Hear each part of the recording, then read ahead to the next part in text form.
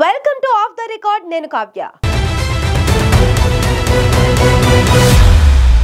ఎప్పుడో ఓసారి political screen మీదకు వస్తారు. వచ్చిన ప్రతిసారి తన స్టైల్లో గంట గట్టిగా మోగించి వెళ్ళిపోతారు. ఇప్పుడు కూడా అదే చేశారు. తెలుగుదేశం పార్టీలో సీనియర్ నేతగా నిత్య అసంతృప్తివాదిగా పేరొందిన నాయకుడు గంటా శ్రీనివాసరావు. ఇప్పుడు ఆయన మారిపోయారనే టాక్ వినిపిస్తుంది. ఆయన వ్యవహార శైలి కూడా వివాదాస్పదం అవుతుంది.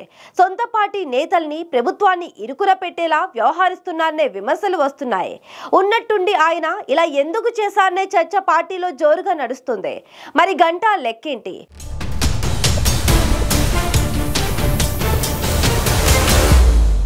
మాజీ మంత్రి గంటా శ్రీనివాసరావు వ్యవహార శైలి తెలుగుదేశంలో హాట్ టాపిక్ గా మారింది. గత ఎన్నికల్లో భీమిలి నుంచి గెలిచిన ఆయన కూటమి సర్కార్ అధికారంలోకి రాగానే మంత్రి పదవి ఆశించారు. కానీ వివిధ సమీకరణాలతో ఆయనకు ఛాన్స్ దక్కలేదు. దాంతో తన పని తాను చేసుకుంటున్నారు. పర్లేదు, అంతా బానే నడుస్తుందనుకుంటున్న టైంలో గంటా వ్యవహార శైలిలో మార్పు వచ్చిందన్న చర్చ జరుగుతోంది. ఇటీవల ప్రభుత్వాన్ని ఇరుకున పెట్టేలా వ్యవహరిస్తున్నారనే కామెంట్లు వినిపిస్తున్నాయి. ఈ మధ్య కాలంలో తన నియోజకవర్గంలో ఓ ఉద్యోగిపై చేసిన వ్యాఖ్యలు వైరల్ గా మారాయి. పారిశుద్ధ్య నిర్వహణపై ఓ శానిటరీ ఇన్స్పెక్టర్ పై ఆగ్రహం వ్యక్తం చేసే క్రమంలో రాస్కెల్ అంటూ మాట్లాడిన వ్యాఖ్యలు వివాదాస్పదమయ్యాయి. ఇవేమీ చల్లారక ముందే విశాఖ నుంచి అమరావతికి విమాన సర్వీసులు లేకపోవడంపై చేసిన ట్వీట్ రాజకీయంగా చర్చనీయాంశమైంది. విశాఖ విమాన సర్వీసుల తీరుపై అసహనం వ్యక్తం చేస్తూ గంటా శ్రీనివాసరావు తన ఎక్స్ ఖాతాలో పోస్ట్ పెట్టారు. అది కాస్త స్టేట్ మొత్తం హాట్ టాపిక్ గా మారింది.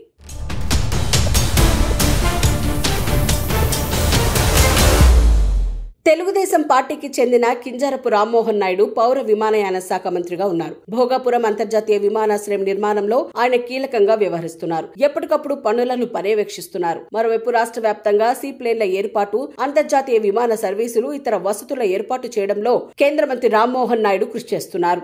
ఏపీ వ్యాప్తంగా విమాన సర్వీసులు పెంచే విధంగా ఆయన పనిచేస్తున్నారనే చర్చ ఉంది. సరిగ్గా ఇదే సమయంలో మాజీ మంత్రి గంటా శ్రీనివాసరావు విశాఖ నుంచి నేరుగా అమరావతికి విమాన సర్వీసులు లేకపోవడంపై అసంతృప్తి వ్యక్తం చేస్తూ సోషల్ మీడియాలో పెట్టిన పోస్ట్ వివాదాస్పదంగా మారింది.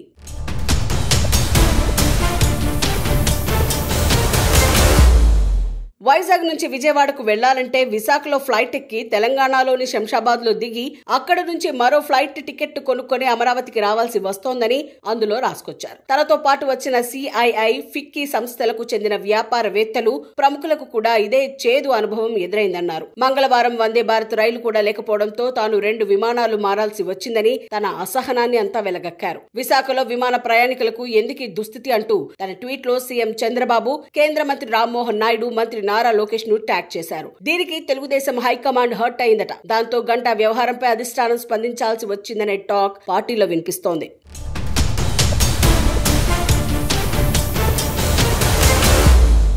కూటమి ప్రభుత్వం విశాఖను ఆర్థిక రాజధానిగా పరిగణిస్తోంది. ఈ క్రమంలో విశాఖ నుంచి ఏపీ రాజధాని అమరావతికి నేరుగా విమాన సర్వీసులు లేకపోవడం ఏంటని గంటా ట్వీట్ చేయడం పెద్ద చర్చకే దారితీసింది. పార్టీలో సీనియర్ నాయకుడు సమస్యపై స్పందించే తీరు ఇది కాదనే విధంగా అధిష్టానం మందలించే ప్రయత్నం చేసిందనే గుసగుసలు తెలుగుదేశం పార్టీలో వినిపిస్తున్నాయి. ఇబ్బందులేమైనా ఉంటే ప్రభుత్వం దృష్టికి తీసుకురావాలే తప్ప సోషల్ మీడియాలో పోస్టులు పెట్టడం ఏంటని ప్రశ్నించినట్లు తెలుస్తోంది. కేంద్ర పౌర విమానయాన శాఖ మంత్రి టీడీపీకి చెందిన వారేననే విషయం గుర్తుంచుకోవాలని చెప్పారట. భవిష్యత్తులో ఇలాంటివి రిపీట్ కాకుండా చూసుకోవాలని అధిష్టానం గంటాకు సూచించిందని తెలుగుదేశం నేతలు చర్చించుకుంటున్నారు.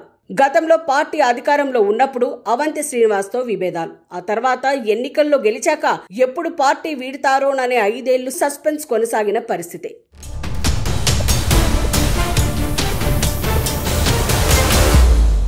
ఇప్పుడు కూటమి ప్రభుత్వం అధికారంలోకి వచ్చాక మంత్రి అవుతారనుకున్నా ఆ అవకాశం దక్కలేదు.